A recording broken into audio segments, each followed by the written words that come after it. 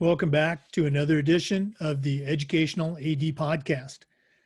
We couldn't do this without the incredible support of our sponsors, and we want to start by saying thank you to all of them. First, thanks to our diamond sponsor, Varsity Brands, including BSN, Varsity Spirit, and Herff Jones. Varsity Brands, elevating student experiences in sport, spirit, and achievement.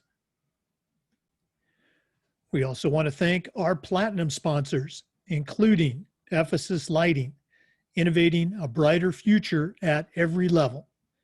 Gilman Gear, always a step ahead. Camp Mobile, where teams communicate better.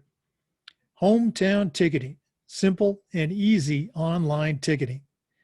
And Vital Signs, bring student achievements to life. Thanks to all of our great sponsors. Welcome back, everyone, to another episode of the Educational AD, this time featuring the FIAAA Insider. Our guest today is Mary Walker. Mary's the athletic director at Fernandina Beach High School on Amelia Island. Mary, welcome to the podcast. Thanks for having me. We're very excited. Glad to have somebody from up in that section of the state. Well, as you and I were talking, now is certainly a busy time for athletic directors in Florida and across the country. So let's jump right in. We always like to let our listeners have a chance to get to know our guests. So tell us a little bit about yourself, where you grew up, where you went to school and college, and how your love of sports led to this position at Fernandina Beach. Okay. I was born in New York City and basically grew up in Jacksonville, Florida. Went to Bishop Kenny High School. From there, I went to Jacksonville University and received my bachelor's in PE, and then went on to Illinois State University to get a master's in sports medicine. And I've been a certified athletic trainer for over 35 years. And I started my career as the first trainer for University of North Florida, and then left there and joined some hospitals here locally to do outreach athletic training. And one of my schools was assigned was Fernandina Beach. And one of the hospitals started to close the sports medicine program, and some of the coaches knew I had a PE background, a teaching background. So they encouraged me to teach. So I did have my certificate and started teaching here, and that was 20 years ago, and have taught numerous subjects. I have 9 certificates right now. Oh, wow. And, yeah, and now I'm into my 4th year as athletic director and testing coordinator for Fernandina Beach High School. Okay, and wearing a lot of hats like most athletic directors. Talk a little bit about that transition from teacher to administrator. What were some things that intrigued you about the position? Maybe what were some things that surprised you a little bit? I really wanted to be the athletic director when the position became open. I have some good mentors and examples to go by. I worked at as an outreach program with Mandarin High School when John Fox was the athletic director there when they first opened.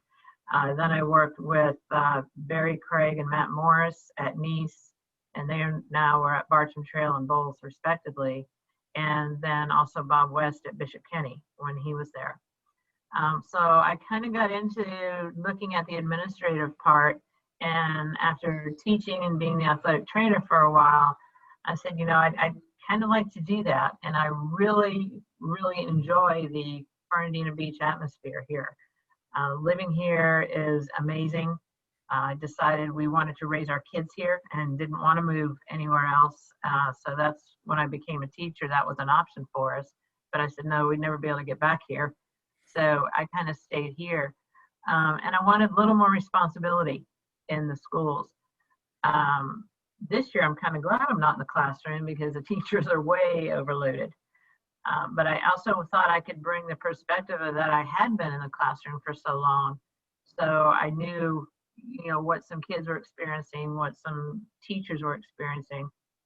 Um, and living in the community, we're very isolated because we are on an island, that we needed to get the community a bit more involved. And I was up to the challenge for that.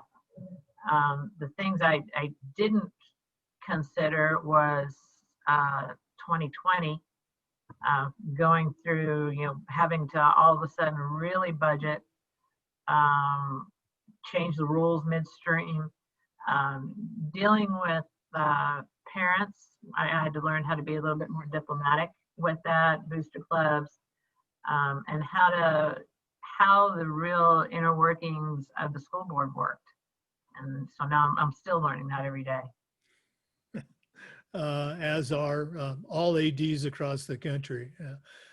Again, you've been the AD now for 4 years, but you've been at the school for quite some time. Coming in as the AD, what was something that, again, from your fresh eyes, if you will, what was something that you thought that, well, hey, we do a pretty good job with this, but I know we can do it much better. What was something that you really kind of trained your eye on those first couple of years? I wanted to get a little bit more exposure or cooperation with the community. That has helped a little bit. One thing I kind of, and I know I'm going to catch a lot of it for that, but being an AD and a coach, a lot of times I thought led to the speculation that things weren't as fair. And I wanted to establish that they are fair, that all sports are equal, no matter what they are. So I kind of came from the perspective that, here I am, I don't coach. My background is training, which dealt with all teams. And to try to just get a little bit more support and a little more buy-in from everyone to support all the teams. I also wanted to include the athletes themselves a little bit more. We initiated like an athletic council for students to come in and talk and meet once a month. We brought back the academic pins. So we wanted to tie academics a bit more into it. So with their letters, they also get an academic pin if they have a 3.5 or above. We just wanted to do a little bit, to improve on what the previous athletic director had done, and just to keep it going. I didn't want to maintain status quo. We needed to go even more. All right. Those sound like some great ideas. You've been at the school now for, as you said, this is your 20th year, and you were a coach, you were a trainer, so obviously you were familiar with the workings of the athletic director and athletics. How have you seen the day-to-day job, let's say, of a coach or even as an AD change during that time? I mean, obviously technology's played a big part, but outside of technology, how has the job changed for the coach AD? I would say from when I first got into the business, the biggest change has been how much more the coaches are responsible for off the field. It used to be just let me coach, and we can't do that anymore. Rules, regulations, legalities, this form done, is that form done? Did you notify this parent? Did you do this? Do you have bus trips in? Do you have all that? And a lot of the new coaches don't realize how much paperwork is involved, how much administration on their end is involved. It's not just, hey, I want to go coach basketball. Just give me the keys to the gym and I'll be okay. How much other things have to be done rather than coaching. And I think we lose some coaches that way too, because they don't get that and don't understand. And each year there's another form, and each year there's another procedure, and it just kind of piles up on coaches of what the things that they're responsible for. Oh, absolutely. And again, I can look at my school. We're both up in the Panhandle, but we're a couple hours apart. I'm very fortunate. Our school, almost every single one of our head coaches teaches or works in the building, and even some of our assistants too. But we do have a number of coaches that come from the community. What's the breakdown at Fernandina Beach? How many on-campus head coaches, percentage-wise, do you have? We're trying to improve that. I would say maybe we're at 60-40 right now. We are really trying to improve that. My community coaches that I have are great, and I'm not going to fire them to bring somebody that's on campus. So their jobs are safe if they're listening. But as through attrition, we're trying to strongly get teachers that are on campus. It just makes it a lot easier for me to be in contact with them. It's easier for getting kids to come out. Kids can identify with them a little bit more. But then again, with the teacher loads that are increasing and increasing, that's also getting hard to do, is to draw from the people that are in school. Luckily, we do have, here we have from the kindergarten on up, it's one school in each grade level. So we do have some from other schools that are coaching at the high school. So they're at least school board employees with inter-county emails and things we can get to. But I think it's a real issue when you don't have that resource to go through. And I do believe less and less teachers want to coach. And we really prefer that we struggle to try to find them places where they can come and be employed here as well. I mean, but that's great to have support from your upper administration that, again, I always use the phrase, hey, we're always looking for great teachers, but we're looking for great teachers that can add something, and maybe not even coaching, but, run a club or be an advisor, and not just, racing to beat the kids out the door at 3 o'clock. Let's go and talk a little bit about COVID. Obviously, it's had a big impact across the country and certainly in Florida. And we've seen a variety of responses. Our listeners are all over the country. And so we know that some states, it's business as usual. They didn't skip a beat. Other states have canceled sports. Other states have moved sports seasons around. And then we have what's going on here in Florida with you and I. So, and again, spoiler alert, we're recording this the first week of September. So by the time this airs, things hopefully will have changed. But Mary, what's happening right now in Fernandina Beach as far as schools reopening and as far as your sports program? Okay, we reopened on August 24th, and we gave the students 3 options. Option 1 was brick and mortar. Option 2 was they could take school online with Fernandina Beach High School based teachers teaching. They could do an option 2 where they ended up doing partially online with Fernandina and they come into school for part of the day. And then the option 3 was to go either full-time Florida virtual school or Nassau virtual school. So we have quite a few options that we're trying to finagle into that. It has been a little difficult because kids are going back and forth between options. As far as the athletics, we have already had 1 football game.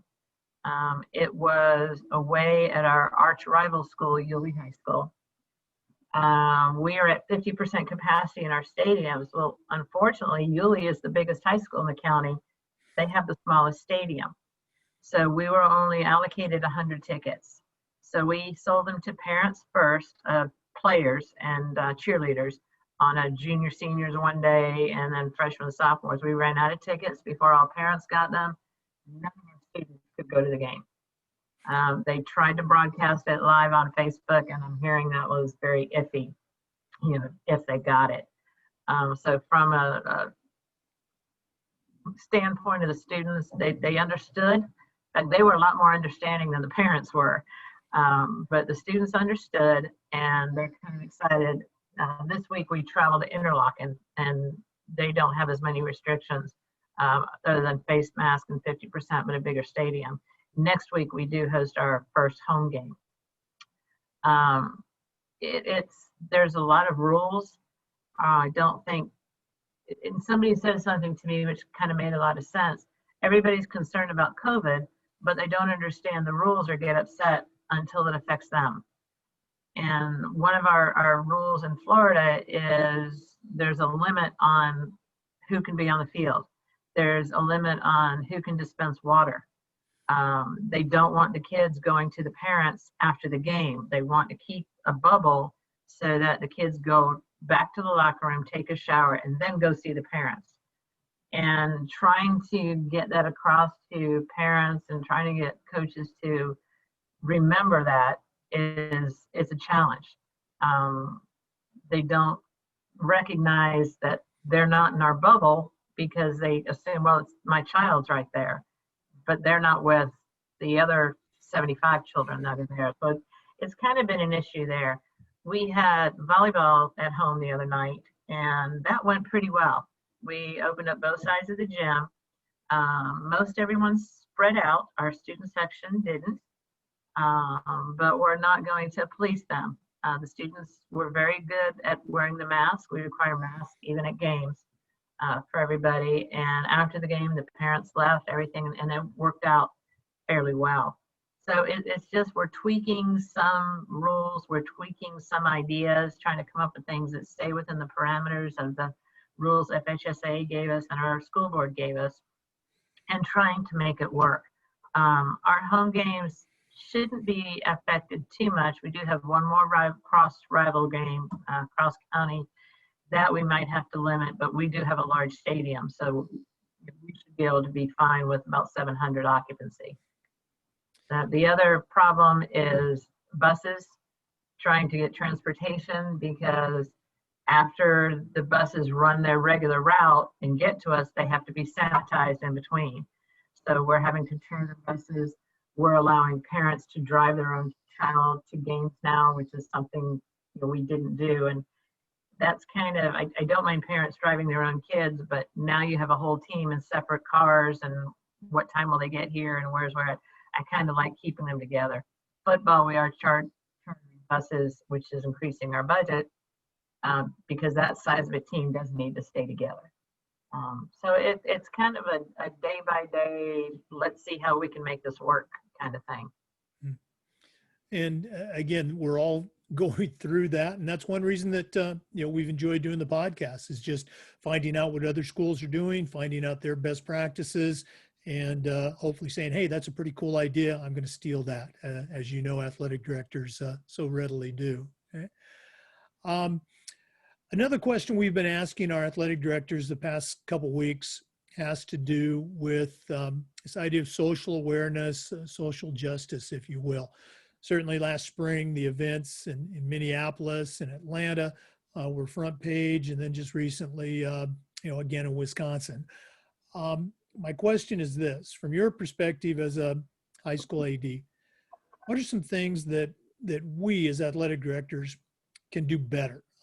What are some things that we can do a better job of with regard to, this awareness of social issues with our students, with our communities? We're, to my point of view, we're fairly lucky. We do have, we have a reputation because we're on Amelia Island of being the rich school, but we are not. Over a third of our students are on free and reduced lunch. We do have quite a few minority population. We have a large contingent of English language non-speakers. We have a lot of Spanish that are coming in that do not speak English. And we're trying to promote that as a school-wide issue on diversity and making sure that everybody is included in everything. We try to watch out for that if we see any issues or problems come up. I'm not sure, I guess because we haven't had that problem here, we haven't noticed anything that we need to fix at this point. We've been lucky with that. Hopefully we won't in the future.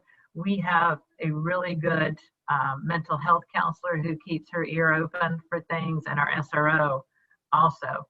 So it's pretty much, like I said, on the island, a community school. We're hoping that's not an issue at all. If it is, we do address it right away with that. I appreciate you sharing that perspective. Let's go and shift gears a little bit. What are some of your favorite parts about being the athletic director? What gets you excited about coming to work each day? The students. I love to see them when they're successful. We have 3 signing days a year, depending on winter, spring, and the fall signing day. And when you see those kids sign, what we do is we'll get them a big cake and tell them to bring their friends in, and just the support they get and the pride that exudes from them makes it all worthwhile. To watch kids on the sidelines to get excited, to watch our student section come in. Our student section is amazing. Every basketball game is a different dress-up night, and the things they come up with are kind of hilarious sometimes. But to see that participation, to see the community in there cheering for your kids with fundraisers, seeing us exceed all of that, then you notice that it's all worth it. See a student who wasn't involved in anything and just took that chance to join a team, and then see them flourish. And then all this is worth it. You see an out, you see a kid who came in with a 2.05 GPA, and then all of a sudden that GPA is going up because they have new friends in a sports team, help lift them up and help inspire them. And then you know that everything's worth it. Yeah, it's all about the kids. Yeah, those students, they can really get you excited. You're having a bad day and you see that kid have some success, it just changes everything. Yeah, agreed. Well, Mary, we're just about done, but I've got one more question for you. We always like to wrap up with what we call the athletic director's toolbox. Now, I'm going to say you've only, been an AD for 4 years, but you've been around athletics for a long time. Your job is to send out a brand new athletic director on their very first job, but I'm only going to let you put 3 things in their AD toolbox. What 3 items are going to go in Mary Walker's athletic director toolbox? Number 1, call the other athletic directors, reach out, ask advice, and get advice from all different ones. Don't try to do it on your own. Run it by somebody who has experience, whether they're still an athletic director or not. What did they do? What are their mistakes? What do they offer? Then the ability to go to and socialize with other athletic directors. Reach out, go talk to somebody else at a FHSAA meeting, FIAA.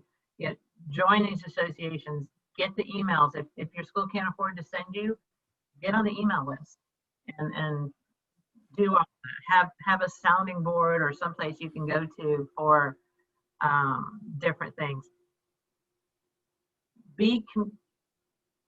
Probably a bullhorn would be my third. Be communicative with your coaches. Have coaching meetings. They want to know. They want to help you. They want to do it right. Have a plan on how things are going to get done. Try to be as organized as you can, and then present it to them. We meet at the beginning of the year with everybody.